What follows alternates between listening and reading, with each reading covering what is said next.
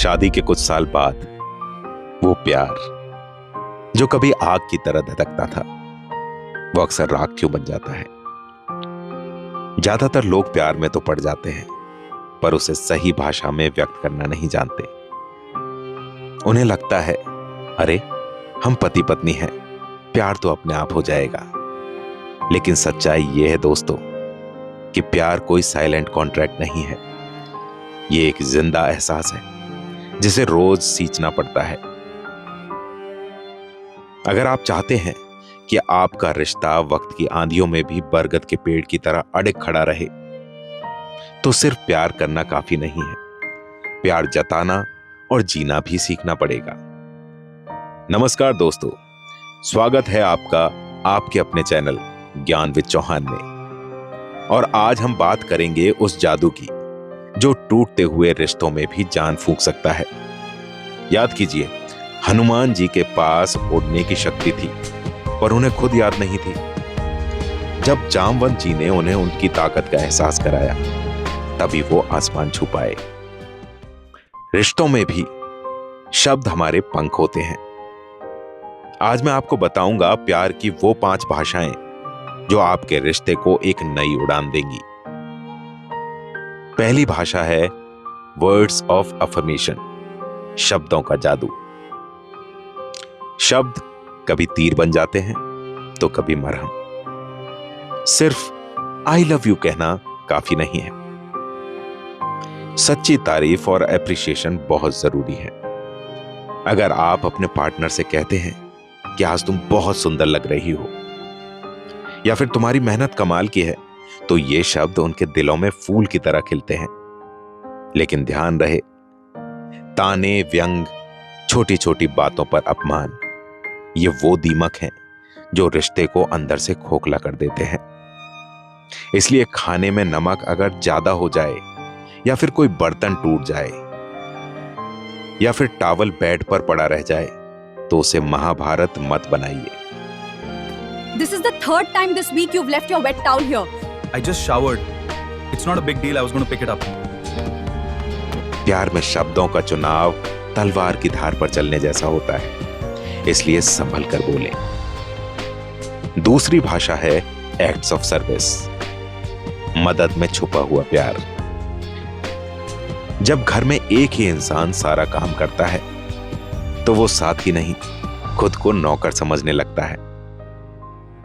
छोटी छोटी मदद, सुबह की चाय बना देना, सब्जी कटवा देना, या फिर तबीयत खराब होने पर सिर दबा देना, ये सब बिना बोले कहते हैं कि मैं तुम्हारे साथ हूं। और हां, ये पुरानी सोच कि घर का काम सिर्फ औरत का है, इसे आज ही अपने दिमाग से निकाल फेंकिए। साथ मिलकर किया गया हर काम 2 दिलों को और करीब लाता है। प्यार कभी कभी शब्दों से नहीं, हाथों से लिखा जाता है। Third love language is receiving gifts.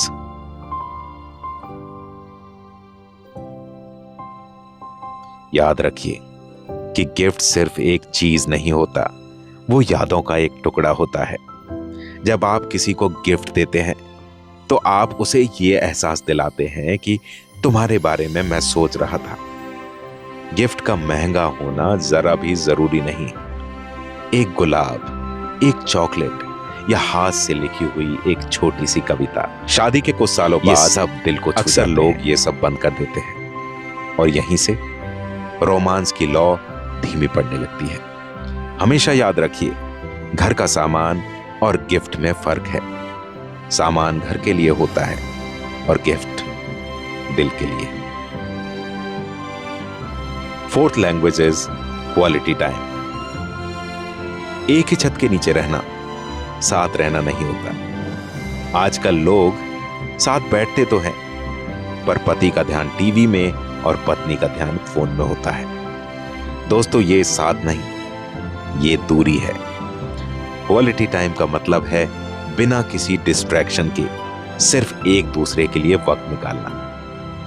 कभी हाथ पकड़कर टहलना, या बस साथ बैठकर दिल की बातें करना। ये वो पल हैं जो रिश्तों की जड़ों को पानी देते हैं। जब आप अपने सपने और डर को साझा करते हैं, तभी भरोसा गहरा होता है। Fifth language, physical touch. Physical touch सिर्फ शारीरिक नहीं होता, यह बेहद भावनात्मक और इमोशनल होता है। एक हल्की सी जादू की झप्पी, माथे पर किया गया किस, या थके होने पर एक प्यार भरा स्पर्श, ये एहसास दिलाते हैं कि मैं तुम्हें महसूस करता हूं। जब आपका पार्टनर उदास हो तो आपका एक हग उसके दर्द को आधा कर सकता है, लेकिन हां, हमेशा अपने पार्टनर के कंफर्ट को समझिए और फिर इस खामोश भाषा का इस्तेमाल कीजिए। दोस्तों, अब इस वीडियो के सबसे जरूरी हिस्से पर आते हैं। 2 ऐसी सच्चाइयां जो आपको माननी ही पड़ेंगी। पहली सच्चाई, कम्युनिकेशन गैप का जाल। एक आदमी जिसकी 3 शादियां टूट गईं, पता है वजह क्या थी? सिर्फ कम्युनिकेशन गैप। उसकी पत्नी बच्चे की देखभाल में लगी रहती थी और पति सोचता था कि वो मुझे इग्नोर कर रही है।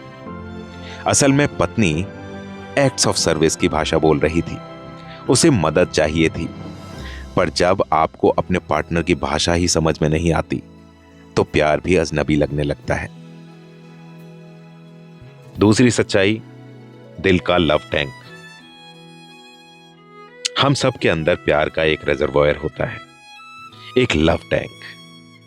बचपन से अगर ये भरा रहे तो हम प्यार बांटना सीखते हैं, लेकिन अगर ये खाली हो जाए तो इंसान के अंदर चिड़चिड़ापन और गुस्सा भर जाता है।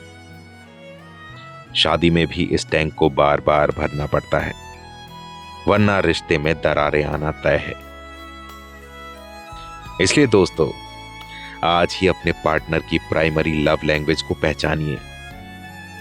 वो किस चीज से सबसे ज्यादा खुशी महसूस करते हैं, उसी भाषा में उनसे बात कीजिए, क्योंकि प्यार कोई एक बार बोला गया वाक्य नहीं है।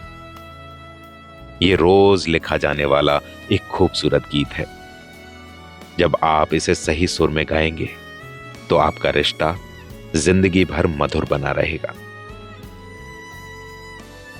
अगर आपको आज का ये वीडियो पसंद आया हो तो इस वीडियो को अपनी पत्नी, पति या अपने पार्टनर के साथ जरूर शेयर करें। मुझे कमेंट्स में बताएं कि आपके पार्टनर की लव लैंग्वेज क्या है। चैनल पर नए हैं तो ज्ञान विद चौहान को सब्सक्राइब करना ना भूलें। मिलते हैं अगले वीडियो में, तब तक के लिए खुश रहें और प्यार बांटते रहें। All the best.